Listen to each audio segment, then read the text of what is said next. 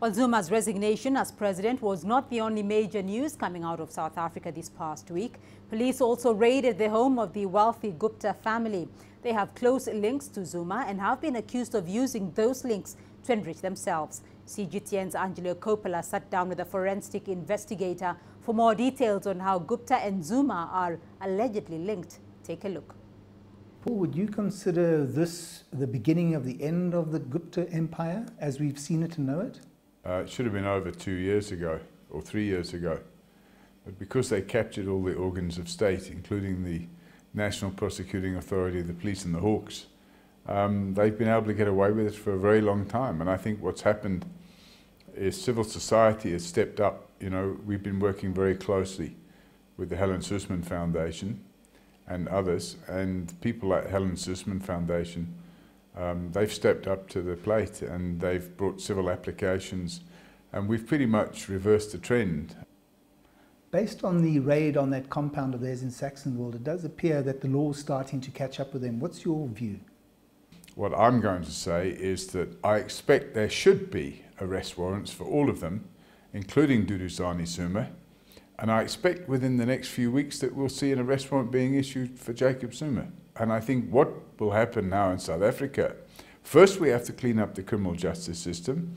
I've written to the new president and I've asked him to suspend, dismiss and send to prison the head of the current National Prosecuting Authority, because he's clearly a Zuma deployee and he's been protecting Zuma and the Guptas. And it's ironic that in December last year, the High Court rules that Sean Abraham's appointment was illegal and it's been set aside. And here we have Sean Abrahams on TV yesterday saying, I've still got to make up my mind whether I'm going to prosecute Zuma or not. We know now, based on what the MPA is telling us, that there is an arrest warrant out for one of the Gupta brothers. What do you think? Is he still in the country? Do you think he's fled? And the easiest border to get over in South Africa is either the Zimbabwe border, which right now is problematic because of the political changes that have taken place in Zimbabwe.